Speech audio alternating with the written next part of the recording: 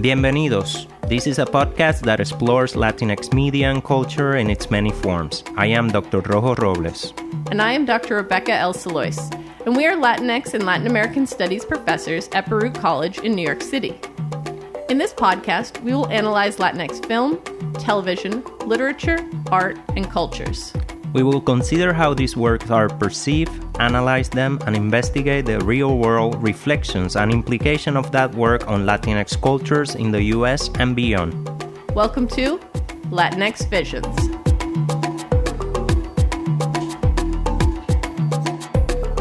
Bienvenidas, bienvenidos, bienvenides. Welcome back, everyone.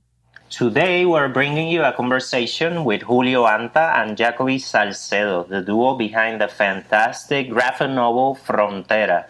This interview took place on October 15, 2025, via Zoom. When we decided that our theme for season 9 was going to be borders, I just knew we had to discuss Frontera. I really wanted to.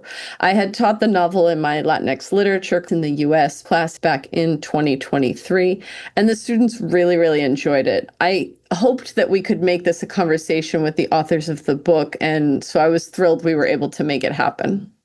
So before we begin the interview, we will share a bit of background on both Anta and Salcedo, as well as about the graphic novel we are focusing on today. After the conversation with the author and artist, we'll share our thoughts on that conversation, the book as a whole, and our season's broader focus on border stories. So let's start with Julio Anta. Writer Julio Anta was born and raised in Miami, Florida, and he currently lives right here in New York City. He was raised in a Cuban and Colombian family and was an avid comic book reader when he was a child. His books tell diverse stories about Latina characters for readers of all ages, and his writing focuses on the intersection of Latina identity and U.S. American life. In addition to Frontera, the 2023 Eisner Award-nominated graphic novel published by Harper Alley that we will be discussing today, Anta is the writer of numerous graphic novels, including Home, which debuted in 2021 and was published through Image Comics, Si Se Puede, The Latino Heroes Who Changed the United States, published in 2023 by 10 Speed Graphic, This Land is Our Land, a Blue Beetle story, published in 2024 by DC Comics, and Speak Up Santiago, published in 2025 by Random House. Now, Jacoby Salcedo, the illustrator for the book we're talking about today, is a Mexican-American illustrator and comic artist who's based in Washington State. His work is recognizable for its expressive characters, and he's known for blending classic comic influences with a modern sensibility. His visual storytelling brings emotional depth to every page. Salcedo has contributed to a number of comic anthologies and indie publications, including DC's Legion of Bloom, Graphic Mundi's COVID Chronicles, and the GLAAD award-winning Young Men in Love. He was the artist on the Dark Horse miniseries It's Only Teenage Wasteland and the co-creator of We Are Scarlet Twilight. He and Anta have been frequent collaborators, working together on Balseros, This Land is Our Land, and of course, our book for today, Frontera. The two have multiple projects in the works, and they'll talk about it a little bit in our interview. So before we get to that interview, though, let's talk a little bit about the book. Frontera is a young adult graphic novel and was published in 2023, and it tells the story of Mateo. He is a teenage boy who is trying to cross the border into the United States. As he attempts to cross the border between the U.S. and Mexico, Mateo faces similar issues to real-life migrants in the Sonoran Desert: border patrol, heat and dehydration, wildlife, vigilantes, and more. But Frontera offers a side of the supernatural, as well as Mateo encounters Guillermo, the ghost of a young man who died crossing the desert several decades earlier. As the back of the book tells us, as long as he remembers to stay smart and keep his eyes open, Mateo knows that he can survive the trek across the Sonoran Desert that will take him from Mexico to the United States. Side note, he doesn't stay smart, but we'll get to that. That is until he's caught by the Border Patrol only moments after sneaking across the fence in the dead of night. Escaping their clutches comes at a price, and lost in the desert without a guide or water, Mateo is ill prepared for the unforgiving heat that is sure to arrive come sunrise. With the odds stacked against him, his one chance at survival may be putting his trust in something, or rather someone, that he isn't even sure exists. If you'd asked him if ghosts were real before he found himself face to face with one, Mateo wouldn't have even considered it. But now, confronted with the nearly undeniable presence of Guillermo, he's having second thoughts. Having spent his afterlife guiding migrants to safety, Guillermo knows things about the Sonoran Desert far beyond what could be explained by a mere hallucination. But even as Mateo forms an uneasy partnership with Guillermo, survival is still uncertain. The Sonoran Desert, with its hostile temperatures and inhabitants, is teeming with danger as the Border Patrol and rogue militias prowl its deadly terrain. As his journey stretches on, Mateo will have to decide exactly what and who he's willing to sacrifice to find home.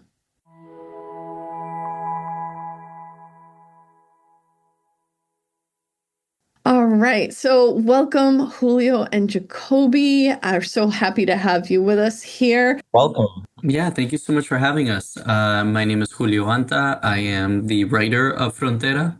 Jacoby Salcedo, and I'm the artist for Frontera as well. So, we wanted to just dive into our interview questions today, and we're going to start with this first one. You know, we all know that representation matters. It might sound kind of cliche, but it's still very true, right? People like, oh, everyone says representation matters, but the reason we say it is because it does. Can you both maybe talk a little bit about why Latinx representation matters to you and how graphic narratives can play a unique role in broadening that representation? Yeah, well, for me, my background is that I grew up in Miami. My dad's Cuban, my mom's Colombian. And Miami, for those of you who haven't been there, is a place that's about 70% Latino. It was also like that in the 90s when I was growing up. Every single teacher pretty much that I had in school had some sort of origin in Latin America. Either they were born there or their parents were. Spanish was my first language. It's the language that, you walk around Miami today and back then, and you're greeted in Spanish normally. So, it's this place that has this huge Latino culture. But despite that, I didn't grow up learning anything about, Latinos in history. I didn't see any representation in media with the exception of like the telenovelas that my grandmother watched. And even then you can argue that those are, extremely whitewashed. But yeah, so for me, when I started doing the work that I do, it was really important for me to tell stories from a Latino perspective and starring people that look like me and my family, my friends. So, Frontera is part of that. And I also think that with graphic novels, it eliminates doubt for a lot of culturally specific things, right? So, when it comes to characters, right? Sometimes in a novel, and I see this a lot in middle grade and YA graphic prose novels, you have a lot of kind of cringy ways of trying to describe the color of someone's skin. And, in a graphic novel, we can just design the characters and show them on the page the way that they are. When our main character, Mateo, crosses the Sonoran Desert, there is no reader is going to see that and think it's something like the Sahara Desert, right? If they read it in prose. We can show exactly what the Sonoran Desert looks like, what makes it unique, what makes it challenging, and it's just all right there on the page. So for me, that's what is so special about graphic novels, especially when it comes to, representation and culturally specific stories like Frontera and the other books that we work on together. Yeah, and kind of almost in the opposite upbringing of Julio, where I was born in Washington State, or I wasn't born in Washington. I lived in Washington State, where it is pretty much a bunch of white people and just a lot of. So I didn't see like much, really, any Latinos or anything out there. So, and my dad's immigrant from Mexico, so being able to tell these stories is like being able to, show love to a side of me that I wasn't really raised with and being able to like showcase that culture. But yeah, I think like with graphic novels, Julio kind of explained it. It's like there's no doubt of what is being shown, you know? And it is so nice to showcase that too visually because like we don't need words to describe, you know, what exactly a character could be like feeling, and like I think it makes it easier for the readers to just visually look at a character's face and like see how they're feeling, and also just like throw their own input into kind of understanding what they could be feeling. You know, there's also a little bit of just like reader interpretation, I think, and I think that's also could create something more powerful than we intended. Yeah, yeah. And also something, because your books are all in color, that's a lot easier to do than say something like a manga or like a weekly cartoon in the newspaper or something like that. So, many graphic novels indicate the writer and the artist, and you both introduce yourselves as playing one of those roles for Frontera. But the cover of Frontera simply states that it is by both of you. I was wondering if you could speak to your overall collaboration process, including Frontera, but also on This Land Is Our Land, the Blue Beetle story that you had come out in 2024. I know you've worked on shorter comics together as well, but also maybe a little bit about the process part of your upcoming books, Paco and Tiny, which is a middle grade title, and Prison Kids, which is a YA title. Yeah, so Jacoby and I have been working together at this point for 6 years, I think. 6 years. Yep. A little background. When I started trying to make comics, I started with mini comics. So I was making these like 4 to 10 page short stories, and Jacoby is one of the first artists that I messaged online. I saw his art, I loved it, and I sent him an email just telling him like, "Hey, I have this."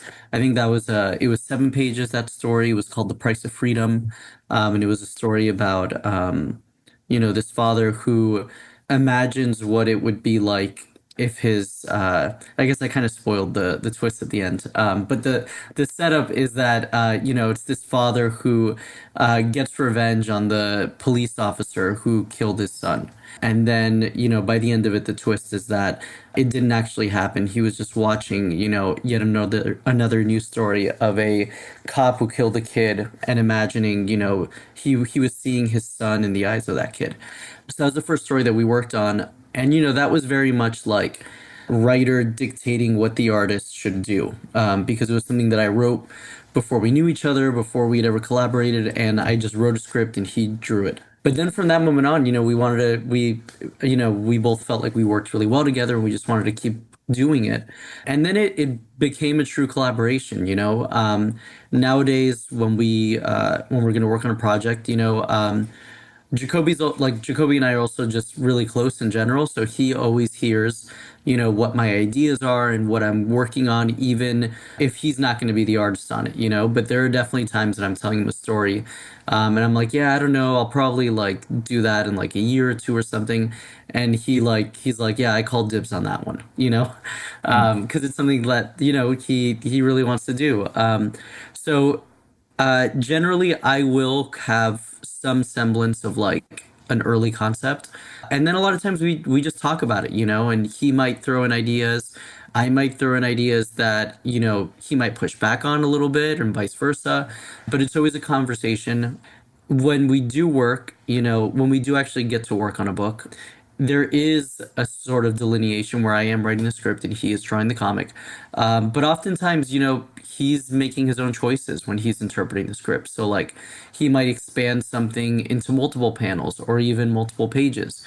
That happened a lot in Paco and Tiny, and also, it's the middle grade title that you mentioned that comes out in 2027. But especially in Paco and Tiny, there's so much extra bits in it, where like there's character reactions that I didn't write into the script. There's Easter eggs is really like minimizing it, but it's tough to talk about when the book isn't out yet. But I think when you eventually read that book, you'll see some of the things that I'm talking about, where none of that was in the script, and it just elevated the book in a really special way. And as far as credits go, I always just like for most of my books, whenever it is, or for all of my books, whenever I do have that control, for it to just be, by me and the co-creator, the artist.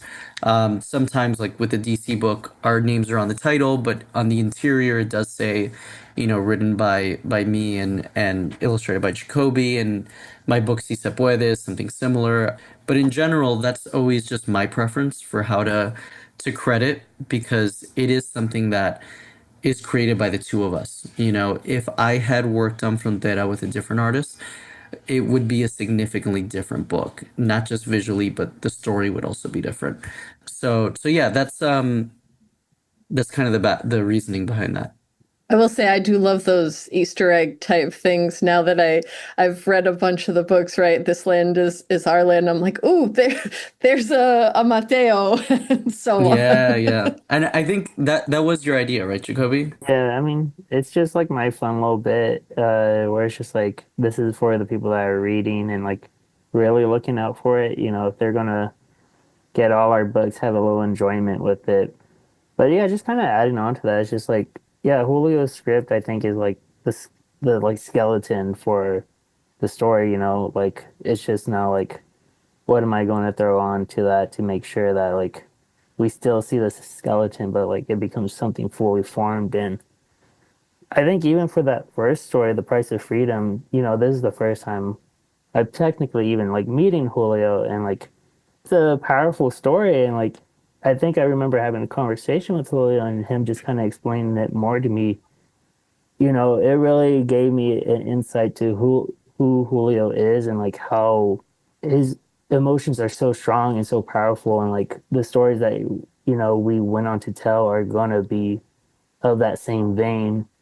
What I got from this really, other than that we get to do comics together, is like a great friendship, and that's why you don't see me working with other people, not because I don't want to work with other people. It's just because I love working with Julio, and like he gives me the respect that I try to give him, and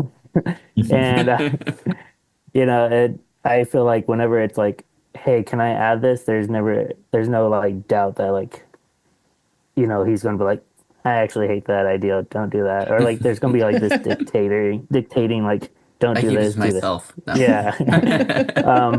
But yeah, no, it's just like at this point now in our like friendship and also working relationship, it's easy, and we're already like kind of the same mind. So like there isn't gonna be also like too much like friction. He just writes too fast for He does. for you to I draw mean, them that all. part's annoying. He needs to stop that. But yeah.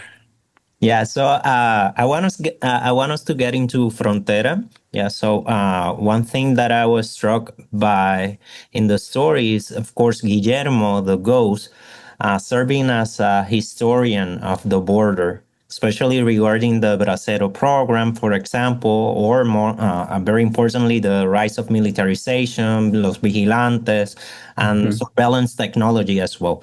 What inspired you, or what make you take that decision or make that decision to incorporate these historical elements for your readers?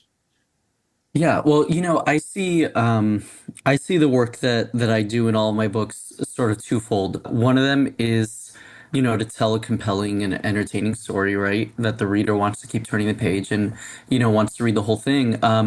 But also, I think that every single book is a form of activism. It's sort of whatever the issue that we're tackling in it is, the book is sort of like my best argument, you know? So with Frontera, it is, it's about the dangers of crossing the border, and it's about trying to humanize that experience. This book came out in 2023, but we pitched it to publishers in 2020 before the pandemic. I guess we conceived of it late 2019. So, we are in the height of the first Trump administration when this is happening. Now at this point, not the height anymore, but a horrible time of dehumanization of immigrants. It's sort of the tip of the iceberg for what was to come. But even then, seeing all that made me want to tell a story that was just as human and empathetic as I could possibly tell in that moment Mm-hmm. about a kid, a 16-year-old kid who is crossing the border, the kind of kid that, we were being told by the government is a threat to this country, is someone that is at both times going to leech off the system and take your job, so, ultimately the goal was to tell this human story and to make it as compelling as possible. And also to educate readers, and to explain to them, A, how difficult it is to make this journey, right? So if somebody does actually make it, they've been through a lot to get there. But also to talk about just how much more dangerous it's become and the history of the border, and that it is a history of cruelty and a history of that doesn't see the humanity in the people that are trying to make this, extremely dangerous crossing. So that's sort of where it comes from.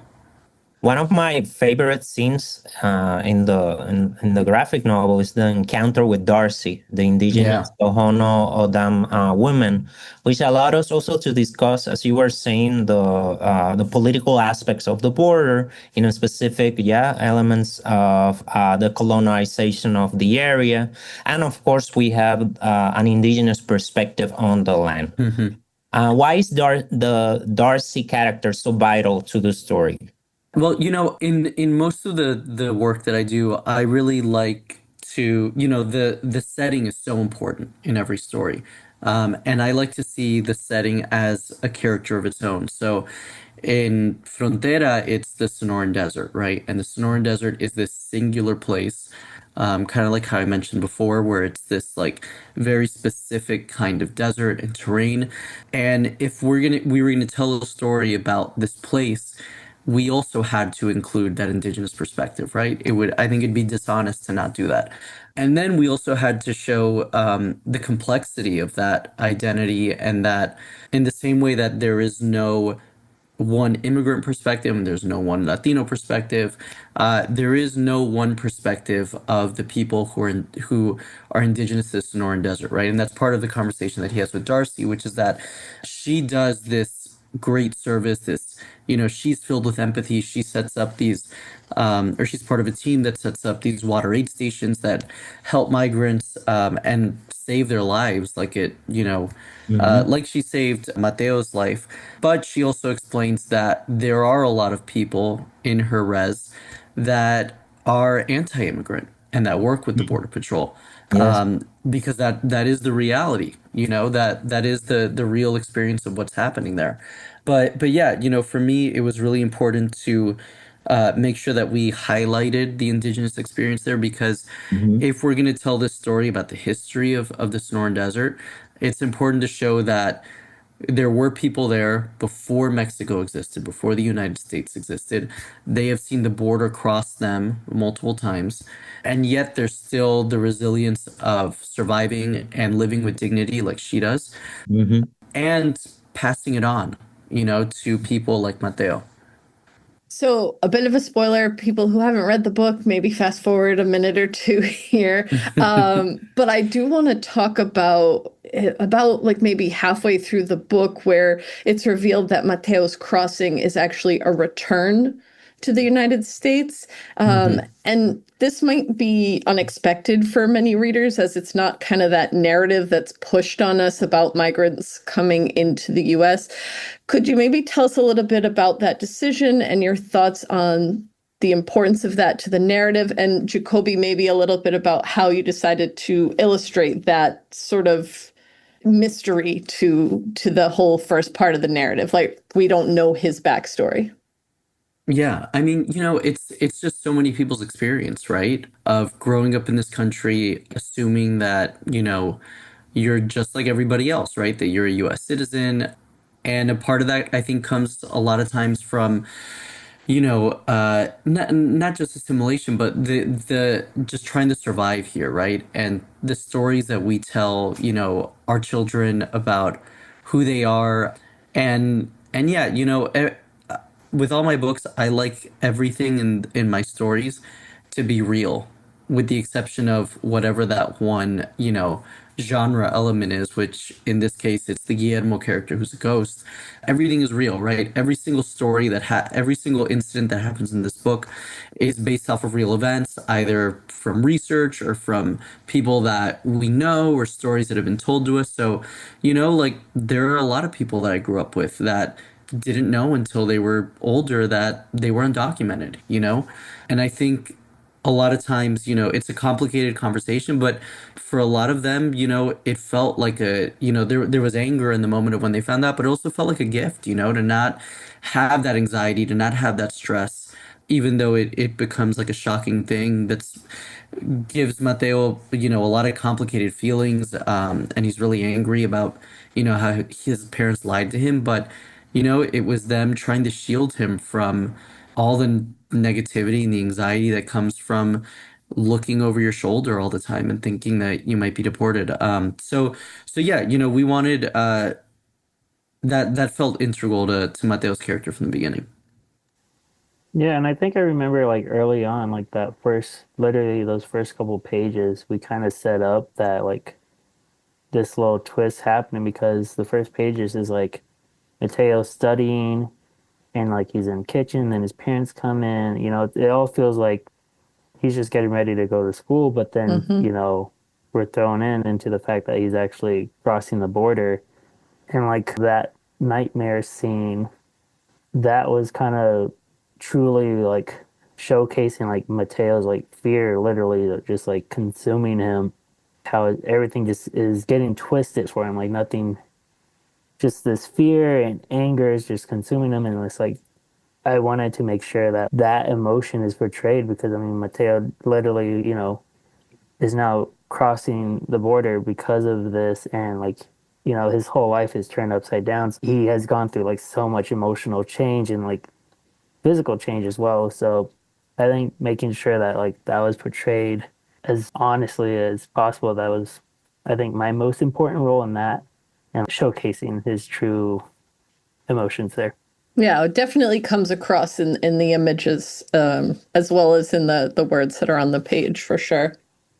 Yeah, precisely. Let's talk a little bit about emotions. Yeah, you challenge in the graphic novel. You challenge a stereotypical macho portrayals of border men by introducing a range of masculinities, including, of course, queer characters, Guillermo, and by also showing men expressing vulnerability to one another. Was this a deliberate choice? Yeah, machismo is such a, embedded part of, I feel like I talked about how how Latino culture is not a monolith earlier, but machismo does seem to be something that has infected all of us, no matter where we're from, in Latin America, and yeah, I Guillermo being a queer character was there almost from the beginning. This is a book that originated as an idea for a short story where it was just a story about Guillermo, just a story about this ghost that is in the desert and he's stuck there. He's in limbo. And he's seen the desert change over the last 100 years and he just wants to escape it because he wants to get back to someone. And that someone very quickly became, someone that he was in love with and, another man and him being a queer character. But yeah, so all of that was deliberate. I think also, the idea that we have on one side, we have Mateo, who is this very rash sort of character who is so impatient. And you contrast that with Guillermo, who has no choice but to be patient, right? Mhm. It's not, was he like that 100 years ago? Maybe. Is he like that now because of everything that's happened to him 100 years ago? Maybe that's the truth. But then we contrast the two of them with these militiamen, right? And then there's a, again, spoiler, but There's the younger character that is Yeah. Mateo's age. Um, I as we talk about this now, I'm sort of realizing that that's really was like we were playing with some of the elements that would become This Land Is Our Land, our Blue Beetle book, where you have this kid that is sort of like wrapped up in something that he never wanted to be part of. Or maybe he was interested in it at some point and now he's just in over his head as part of this militia group that his uncles forced him to be part of as a way to like, quote unquote turn him into a man. There's a lot of parallels between that character and the Riley character in our Blue Beetle book. But I think for me, there's these dualities of what it is to, you know, be a man or what society tells us a man is. And in this book where we have this male protagonist at the center, who's a very flawed male protagonist, I really did want to put all these other different versions of what it is to be a man, the negative aspects of it, the positive aspects of it, which mostly, reside in Guillermo, and really just sort of have them all in conversation with each other and showcase how we can be manipulated as, young men and how that young militiaman character, if he isn't set on the right path, how what he can become one day. So yeah, it's those are the parts where we're asking questions, we're answering questions, but yeah, it's all intentional. Yeah, but there's also like an emotional depth to the conversations among men, something that it's refreshing because Mm, most times, yeah, we see like men behaving like signifying, yeah, or fighting with each other jokingly, hmm or like maybe enjoying a drink, but here like they're really talking and they're getting into like heavy stuff together. yeah, Yeah, and they accept that vulnerability. Yeah, and we have Mateo's father, yeah, telling the story, accepting the story, getting into the difficult part of their migration story. But we also have the ghost, right, and all those aspects that allowed us to comprehend his story, of course, as a storytelling device. But it's also a moment in which two men are really like sharing important aspect of their lives. Yeah, so I really appreciate that from the comic. thanks. Thank you. I was looking over it today for the first time in a while, and I was kind of struck by like, wow, there's a lot of words on these pages.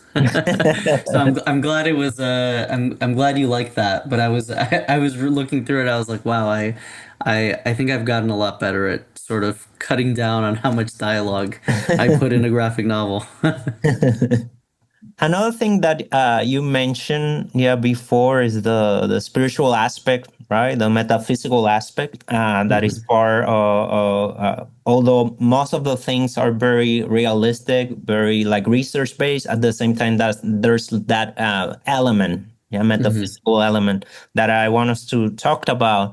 The desert, in many ways, becomes a setting for profound spiritual experiences, and of course, yeah, I'm here talking about Guillermo, but also El Jefe, yeah, the Jaguar, Mhm. yeah, whose meaning in Aztec cosmology is deeply tied to the underworld and spiritual transformation, the passing from the realm of the living and realm of the dead. What drove you to explore these metaphysical aspects in the narrative?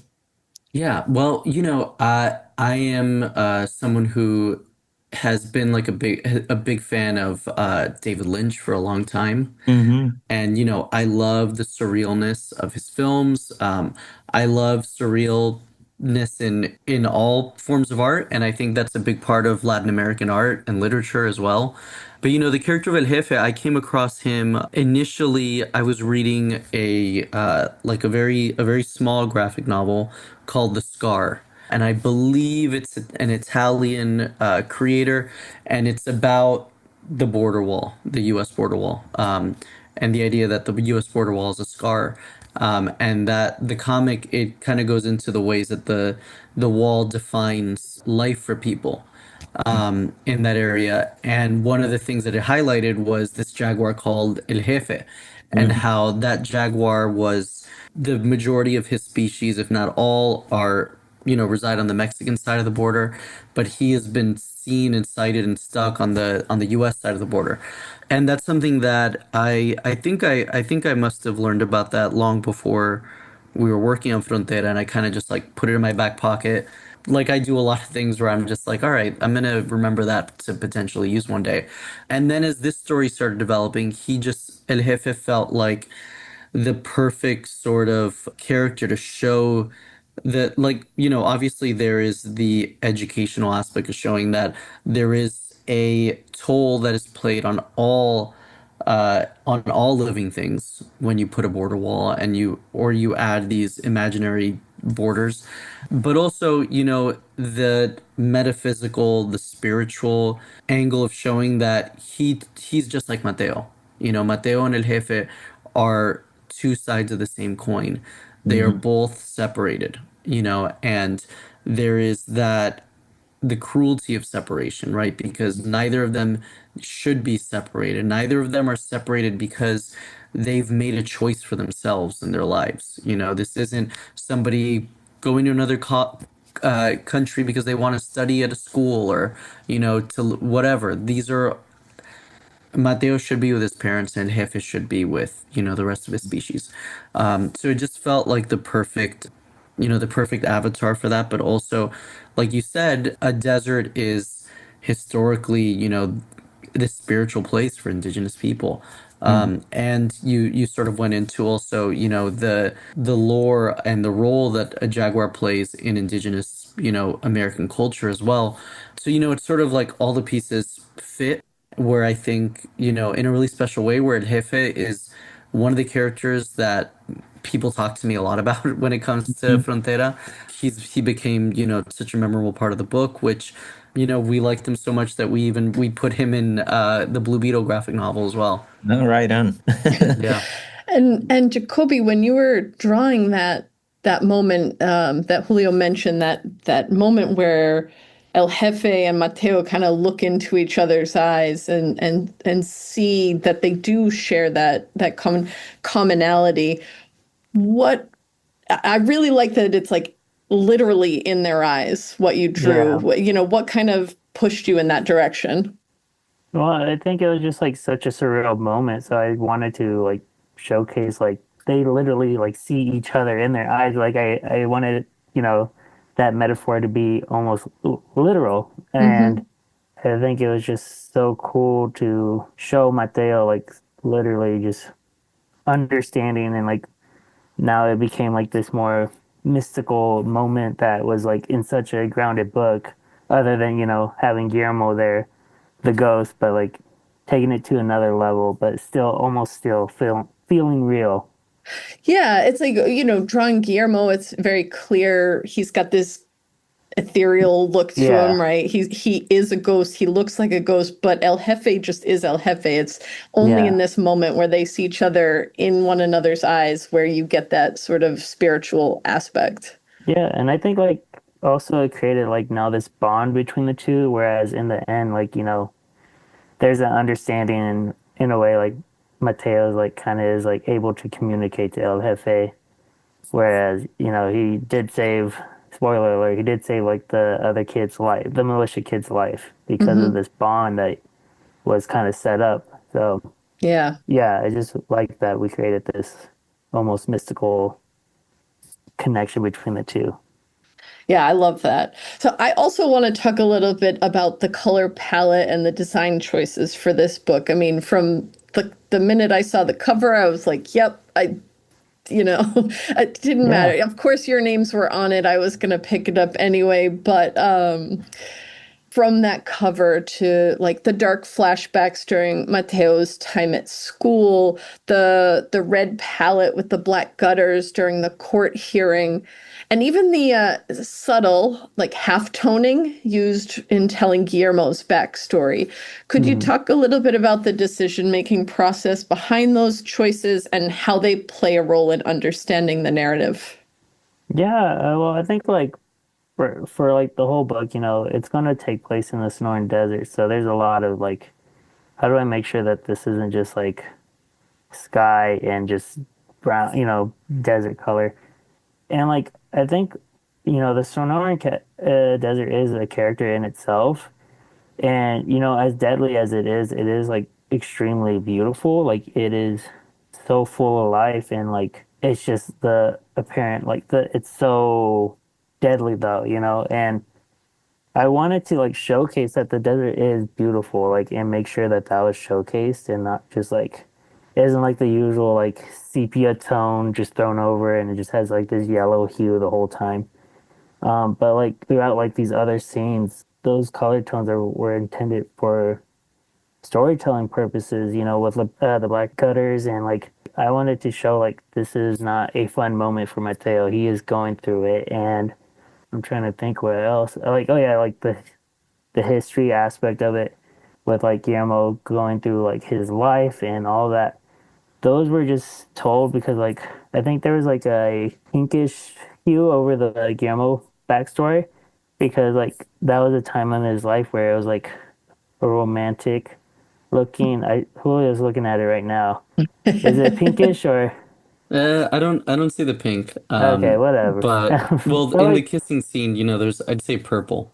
But okay, it's got that then half toning kind of, it makes it yeah, like was used yeah, in like old comic style, right? yeah, Yeah. definitely. And like it's other than just as a visual key to note that it's like a back, but like there is an intended hue. I just can't remember which hue it was. To like because of the romance aspect of it and like almost nostalgia for Guillermo, looking back on this like precious memory. Whereas like for like when he took Mateo back through history of the border, it gets towards the end it gets redder and redder because like the border itself is getting more militarized and more brutal and violent. And I think it is all like based on emotion. Like sometimes is it grounded within the story? No, but like the emotion aspect is going to carry the color throughout. Okay. And I wanted to make sure that like that is visually conveyed for the reader. Well, I think that was a success, right? Because I mean, I taught this book in my class, and that was some of the things they really picked up on, were the color palettes and the different hues for different like emotional moments. Yeah, Yeah, so and actually I think I remember when you first showed it, like one of the readers' comments was about how like after Darcy, Mateo took off his blue jacket and like had his red shirt shown, and I think that was like it wasn't initially intended, but when I like was like, oh wait, this is like him like truly like taking off this like almost Opening up. depression, Yeah. yeah, like literally depression, and like this blue jacket, is coming off and like showing off the red and like the fiery spirit in him. I think like he just was re-energized after Darcy and like Hmm. kind of came to terms with the situation that he's in and like the perseverance for him to like finish it. I love that. Yeah. And I remember sending that one to you and just feel like, Yeah. I'm so glad someone noticed Yeah. that. And speaking of teaching the book, I know there's a teaching guide for Frontera that's freely available and kind of created with maybe middle school and high school students in mind. What, if any, role did you all have in creating that guide, or what do you hope that younger readers of the book learn from it? Our role was bullying the publisher to do Yeah. it. Fully Um, support. yeah, and also, telling them who to use. Home, my first comic series, I was sort of cold DM'd by this group called Reimagining Migration after the book was announced and asked if they could do, they offered to do a free educator guide for it. And that was my first real exposure to what an educator guide is, and then my first exposure to the power of it because it's now something that I encourage is the nice way. Every publisher that I work with to make one for my books, and every single one has to date, because it is so useful for teachers. It's so useful for getting the books in the classroom, which is where I want them to be. That's a whole new audience that's opened up. So then when it came time for Frontera, it just felt like such Home had been out for 2 years already, and I had seen the impact that the educator guide had on getting that book into classes. So it just was such an obvious move. And then I also, after I finally convinced them to do it, I had a beer who she used to work at Reimagining Migration. She was the writer of the Educator Guide for Home. I brought her in to make the Educator Guide for Frontera. So that was really our role. Instead of bullying, I can say cheerleading the publisher to do it. But yeah, so it's super important to me and for all my books. And have you ever received any feedback from teachers or students who've used it in their classes? Yeah, all the time, all the time. At conventions, I'll have, especially at New York Comic Con, where there is so many librarians and educators, so many people come up to the table, talk to me about how they read it in class or they taught it in class and use the educator guide. But it's also for me always like something that I'm always bringing up, you know. At my tables at conventions, I give away these bookmarks that have a QR code on the back that lead you directly to the educator guides, which I just, you know, they're all free, you know, they're as easily available as possible. So yeah, it's been nothing but great feedback about those. Before we wrap up, just wanted to take a moment to thank you both for taking the time to speak with us. Gracias. Yes. And if you wanted to, mention one more time your upcoming projects together and also where people can find your information or follow you. Yeah, thanks for having us. Before I talk about the books that we have upcoming, I'd encourage anyone who's listening to this and who read Frontera or enjoyed it to go get our next book after this one. This Land is Our Land, Blue Beetle story. It is a graphic novel starring Blue Beetle, the DC Comics character. But more than that, it is a very grounded coming of age story with superhero elements in it.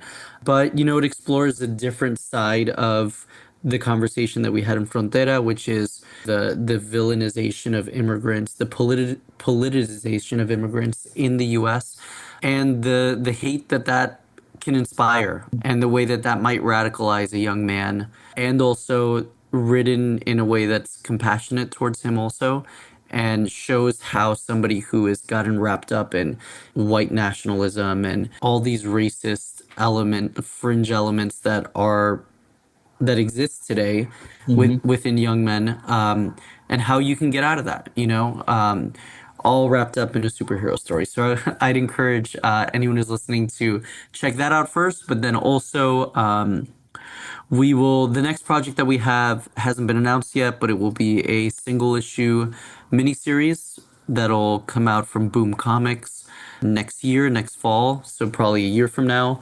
After that, we have Paco and Tiny that'll come out in early 2027. That's our middle grade graphic novel. Very different vibe from Frontera. It's a lot more fun and optimistic, but still tackling, an immigrant experience, but in a very different way, in a very different tone. And then after that, we'll have our next YA graphic novel, which is called Prison Kids. You mentioned it earlier. And that one, I guess, is technically the proper follow-up to Frontera because it is the first time that we'll be back with a YA graphic novel that is not related to a pre-existing character. It's a brand new original idea. It's all original. Yep. And yeah, so we're really excited for that. From our 5-issue miniseries to Paco and Tiny to Prison Kids, I think one of the really special things is that you'll see Jacoby use 3 very distinct styles that really just like show, the diversity of his style, but also, how great of an artist he is. So I'm really excited for everyone to read all those. Thank you. I mean, I think he's got it covered, yeah. So we will share any information in our show notes with where people can find your work. And yes, definitely go check out all the books that are available now and any of the books that are upcoming. And it was great talking with you both. We'll thanks for having us. So great talking with you guys. See you at Comic-Con again next year. Yeah. Great chatting with you guys. Thank you. All right. Thanks.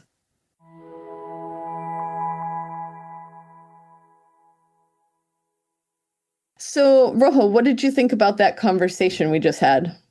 Yeah, it was inspiring to reflect with them on how writing for a graphic novel is a layered process, one that moves between moments of individual creation, such as the one that Anta describes, and deep collaboration between the two of them. From the initial stages of brainstorming to the ways scenes are expanded and transformed through the visual mediums, their process exemplified the dynamic interplay between text and image. Yeah. I was also struck by the decolonial politics of representation they practice. And what I mean by that is how they include indigenous characters, queer storytelling, relationships that extend beyond the human. And I'm talking here about El Jefe, the El Jaguar. Yes, Jefe. and an interconnected critique, of course, of white supremacy and patriarchal structures.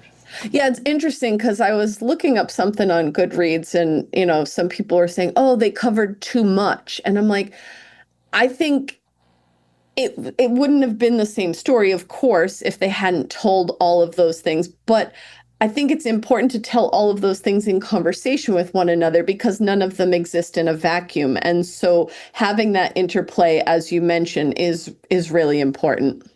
Yeah, and as we were talking about with them, it is essential that border stories are discussed with nuances, with historical background, with sociological context, and they're bringing all of that into the story. So I really appreciate that. Exactly. Yeah. Yeah, for me, like as I mentioned at the top of the episode, I taught the book in my class a couple of years ago, and I'd actually invited Julio and Jacoby to come speak to my students.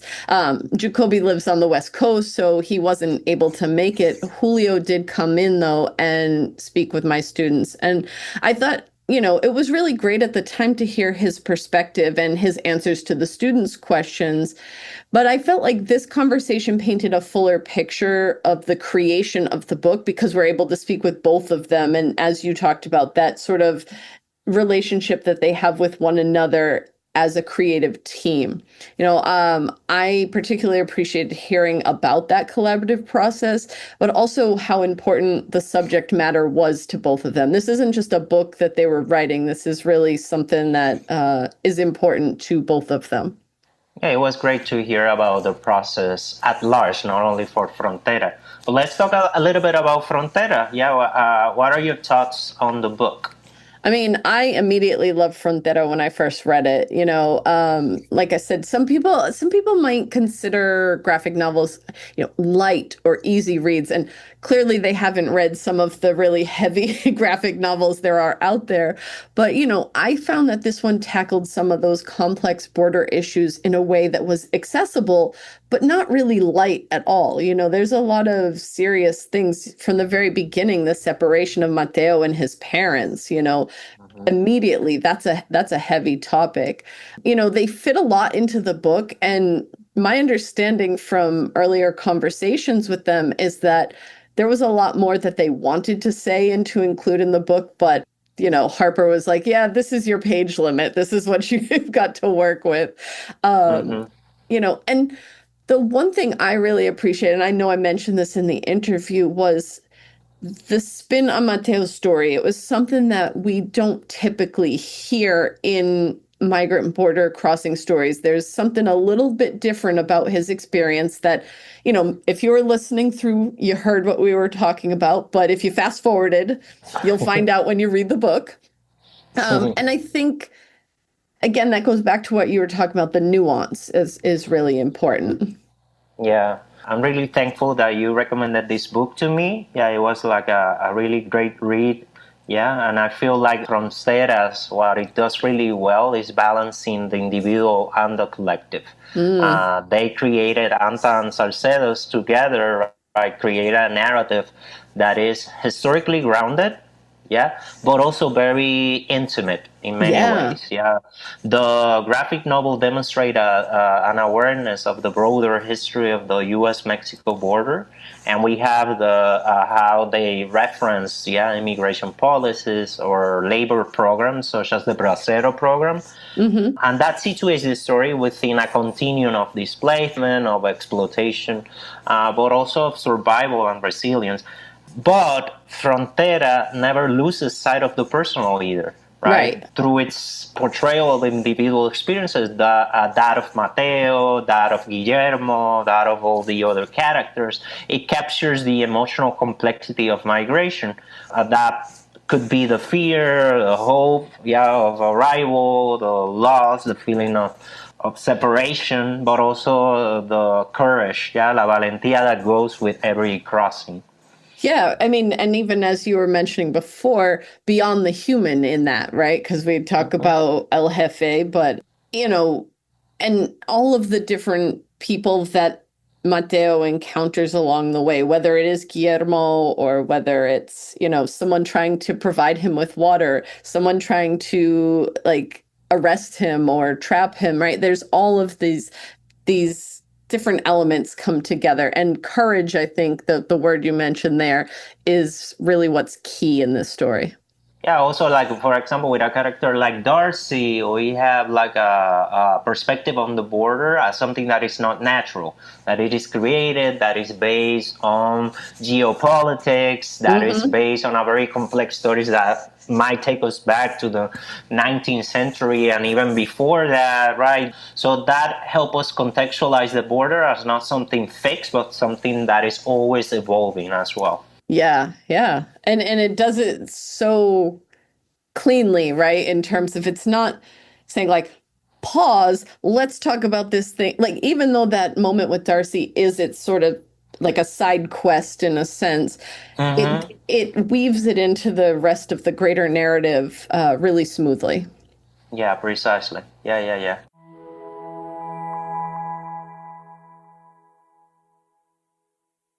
So this season we were talking about borders.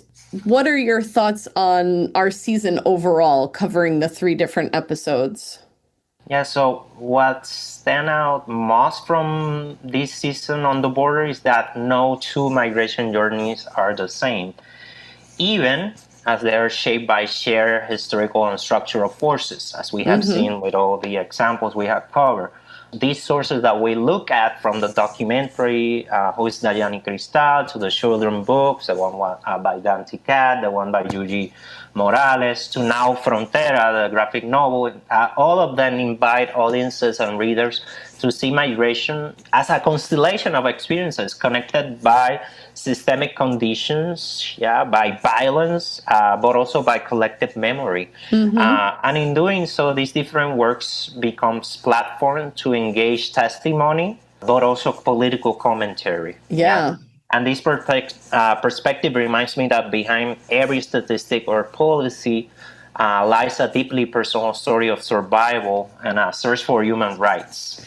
I'm really glad that you mentioned that because, in my intro to Latin American Studies class, I have a unit where we talk about migration, and we read a border crossing story about a young woman who, has to hide in like the luggage section of the bus, surrounded by like odors that would kind of deter the police dogs and such. So she has to hide there so that she's not caught by the border patrol. But I paired that story with a news video about the causes of high migration to the US border from Central American countries, and particularly the role that the United States plays in the waves of migration that we do see at the border, right? Because it goes back decades, centuries even, honestly. And students really appreciate pairing that news story with the statistics and the data-driven information with the personal narrative of a young girl who truly in her real life experienced crossing that border, right? It's that pairing of the two that really completes the story. I think this connects back to what you're saying about these are human beings. They're not numbers. They're not statistics. There's a lot more nuance to the story. And when it comes to border stories, like, these are for people of all ages, audiences young and old. I mean, you mentioned a moment ago, we covered picture books, we covered this young adult graphic novel, we covered the documentary film that might appeal more to adult audiences. But it's very clear that border stories are meant for everyone to learn about and from, and that it's because every story is unique that we need to keep telling them. Yeah, and as we saw, for example, with Yuyi Morales and with a character like El Jefe in Frontera, is that border stories are also about ecology, or it's about how we care about the planet and how we protect the planet, and how borders are also very destructive to the environment, and how this creation that comes from geopolitics is also transforming our planet in so many ways, many of them in very destructive Very ways. destructive, yeah. And even tying it back to the documentary film, when they're traveling on La Bestia, just that journey through those ecologies, through the different environments, and the disruption that like something like that train can cause from the southern to the northern parts of Mexico. And definitely the wall, right? And we see like both Yuyi Morales and Anta and Salcedo are talking about the wall as a structure, as an architecture of division, a division of family, but also a division between species that are supposed to be together, right? Yeah, and how that division, that manufactured division, is also transforming the natural flow and cycles of life within that region. Yeah.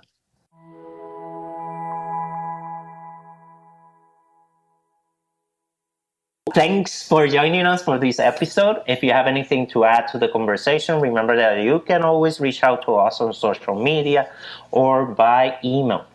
Follow the podcast on Instagram and Blue Sky at Latinx Visions. Our email address is latinxvisions@gmail.com. If you have any thoughts, we'd love to share them in a future episode. Subscribe to us wherever you get your podcasts. Share us with your friends and family, and be sure to leave a 5-star review to help others find the show.